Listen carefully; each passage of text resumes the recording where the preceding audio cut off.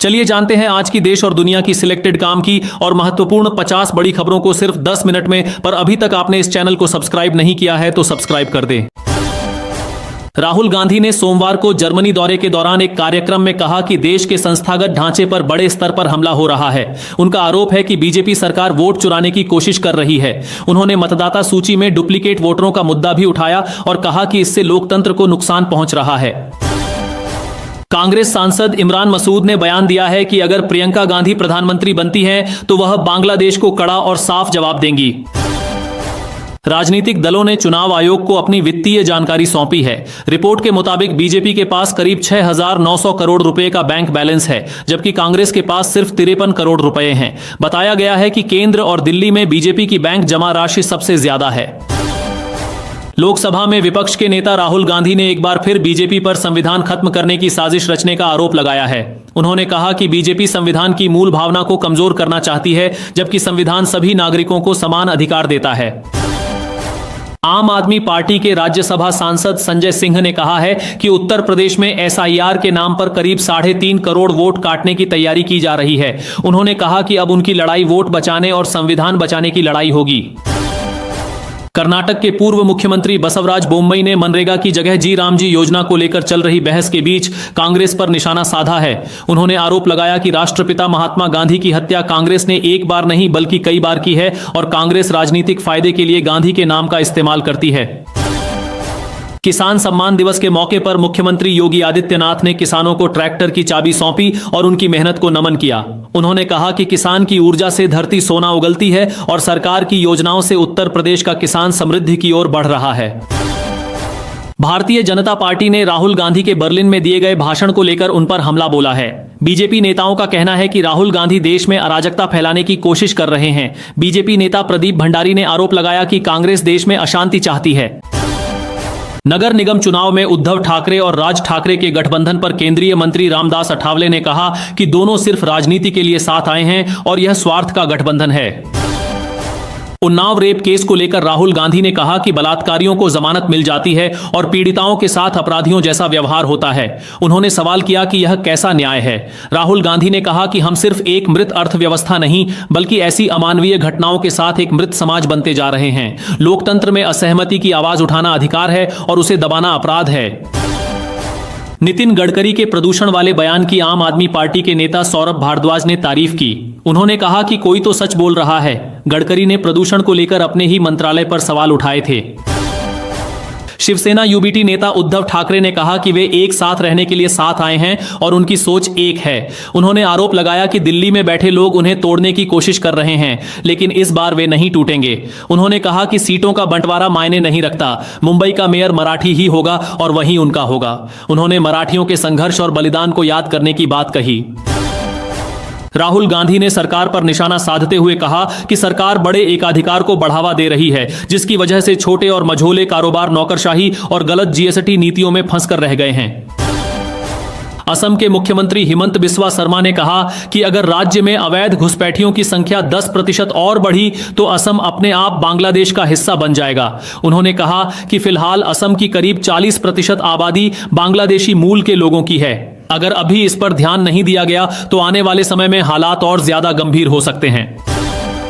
बिहार में बढ़ते अपराध को लेकर डिप्टी सीएम सम्राट चौधरी ने बड़ा दावा किया। उन्होंने कहा कि वे बिहार से 3 महीने के अंदर अपराधियों को भगा देंगे। उत्तर प्रदेश के मुख्यमंत्री योगी आदित्यनाथ ने कहा कि वोट बैंक की राजनीति की वजह से बांग्लादेश बना। अगर बांग्लादेश और पाकिस्तान नहीं बने होते तो हिंदुओं को इस तरह जिंदा नहीं जलाया जाता। केंद्रीय मंत्री नितिन गडकरी ने कहा कि देश में आज भी जो हिंदू मुस्लिम से जुड़ी समस्याएं दिखाई देती हैं, उसकी जड़ में कांग्रेस की सेक्युलरिज्म की सोच और वोट बैंक की राजनीति है। उन्होंने कहा कि कांग्रेस ने सेक्युलरिज्म की गलत व्याख्या की। भारत पहले भी सेक्युलर था, आज भी है और आगे भी रहेगा। दिल्ली में प्रदूषण की स्थिति को देखते हुए सरकार ने आज ग्रेप 4 की पाबंदियां हटा दी हैं। हालांकि दिल्ली में अभी भी ग्रेप 1, ग्रेप 2 और ग्रेप 3 की पाबंदियां लागू रहेंगी। दिल्ली के निजी स्कूलों की फीस को लेकर सरकार ने बड़ा फैसला लिया है।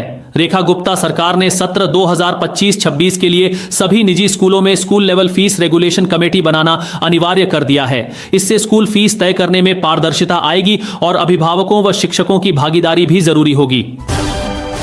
आम आदमी पार्टी के राज्यसभा सांसद संजय सिंह ने कहा कि एलजी का अब सिर्फ एक ही काम रह गया है, अरविंद केजरीवाल के खिलाफ कार्रवाई करना और पत्र लिखना। उन्होंने कहा कि जब केजरीवाल सत्ता में थे तब भी यही होता था और अब मुख्यमंत्री नहीं होने के बाद भी वही फोबिया नजर आ रहा है।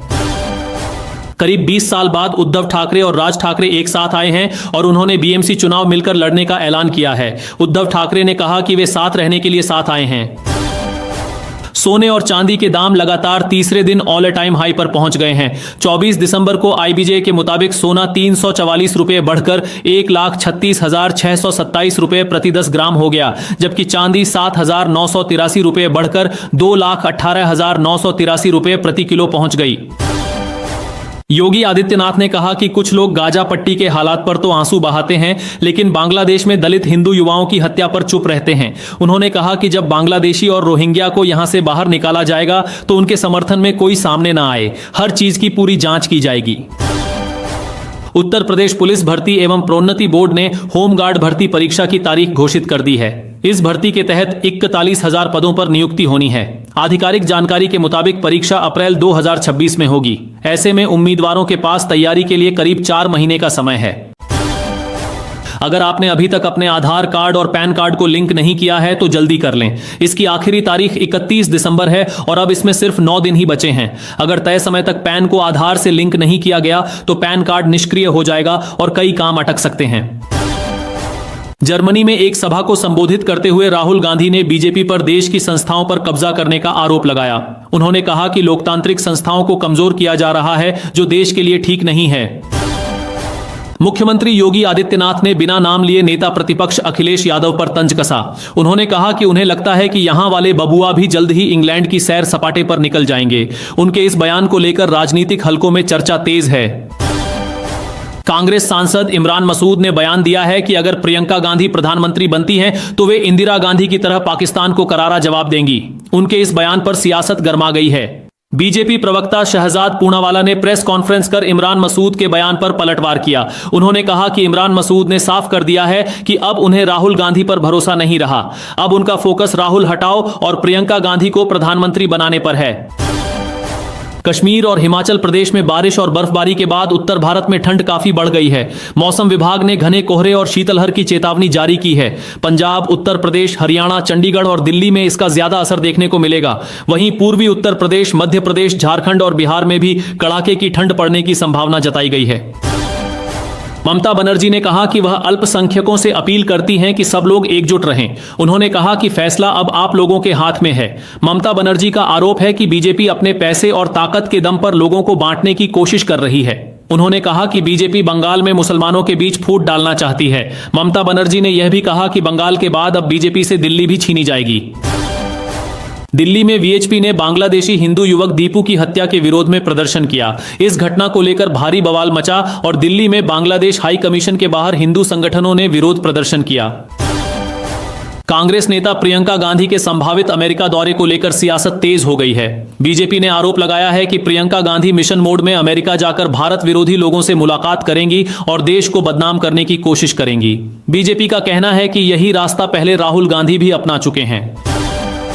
बांग्लादेश में एक हिंदू व्यक्ति की हत्या और पुलिस की कार्रवाई को लेकर भारत में नाराजगी देखी जा रही है। इस बीच बीजेपी नेता शुभेंदु अधिकारी ने कहा कि इस मुद्दे पर दुनिया भर में और बांग्लादेश के आम लोगों में भी विरोध हो रहा है। उन्होंने ममता बनर्जी और बांग्लादेश सरकार की तुलना करते हुए दोनों को एक जैसा। गृह मंत्री अमित शाह ने चुनाव सुधार को लेकर कहा कि बीजेपी चर्चा से भागने वाली पार्टी नहीं है। उन्होंने आरोप लगाया कि विपक्ष एसआईआर को लेकर झूठ फैला रहा है और देश की जनता को गुमराह करने की कोशिश कर रहा है। बीएसएनएल ने क्रिसमस के मौके पर नए ग्राहकों को लुभाने के लिए एक खास ऑफर निकाला है। इस ऑफर में सिर्फ ₹1 में 4G सिम मिल रही है, जिसमें high speed data, unlimited calling और दूसरी सुविधाएं दी जा रही हैं। कंपनी का मकसद ज्यादा से ज्यादा नए यूजर्स को जोड़ना है। उत्तर प्रदेश में सरकार ने एक अहम बिल को वापस ले लिया है। इस बिल में यह प्रावधान था कि मदरसों के किसी भी शिक्षक या कर्मचारी के खिलाफ न तो जांच हो सकती थी और न ही कोई मुकदमा दर्ज किया जा सकता था। बिल को लेकर लगातार सवाल उठ रहे थे, जिसके बाद सरकार ने इसे वापस लेने का फैसला किया। कांग्रेस नेता राहुल गांधी ने केंद्र सरकार पर गंभीर आरोप लगाए हैं। उन्होंने कहा कि जांच एजेंसियों का इस्तेमाल हथियार की तरह किया जा रहा है। राहुल गांधी का दावा है कि इसी वजह से देश के बड़े व्यापारी विपक्षी दलों को छोड़कर बीजेपी को ही आर्थिक मदद दे रहे हैं।